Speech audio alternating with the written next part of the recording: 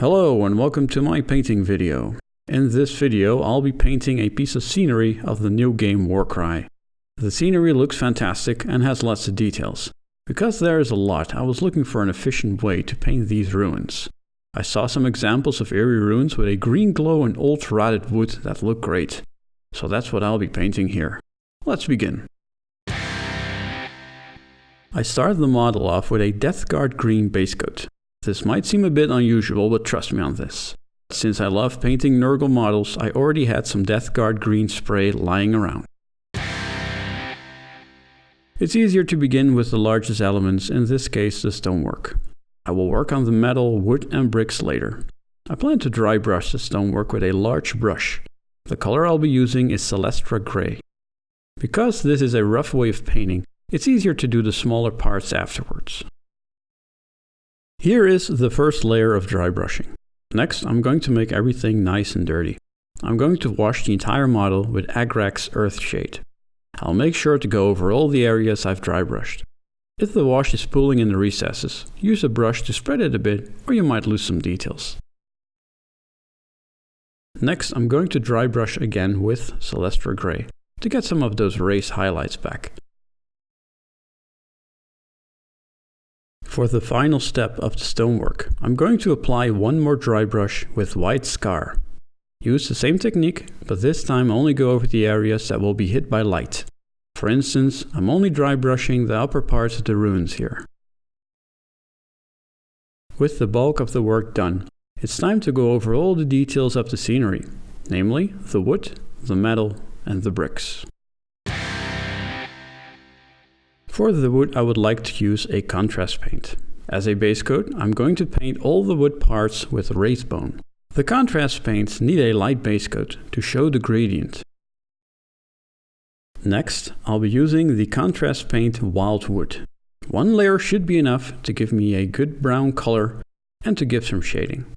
You can add more if you want, to even out the color a bit more.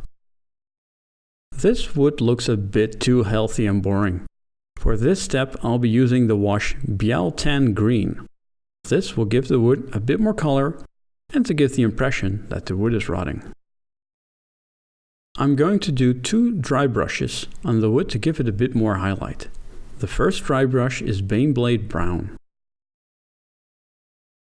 For the last dry brush, I'll be using Ushabti Bone. I use this dry brush very lightly on top. And finally, I'll be washing all the support beams with Nuln Oil to give them a bit more contrast to the other planks of wood. With the wood finished, I'll move on to the metal windows and doors. In the first step of all the metal, I'll be base coating everything with Leadbelcher. Try not to get anything on the stonework. Now I'm going over the entire base coat with Typhus Corrosion. This will give a dirty look and some texture to all the metal parts. To create rusty metal, I'll be dry brushing all the metal parts with Ryza Rust. This paint is perfect for dry brushing and gives a great rust effect. You can add as much as you like here, but I'd recommend to not cover the entire metal area with rust. Lastly, I'll highlight everything with Stormhost Silver. Just enough to get some metal shining through again. To add some diversity to the stonework, I'll be giving the exposed bricks a different color.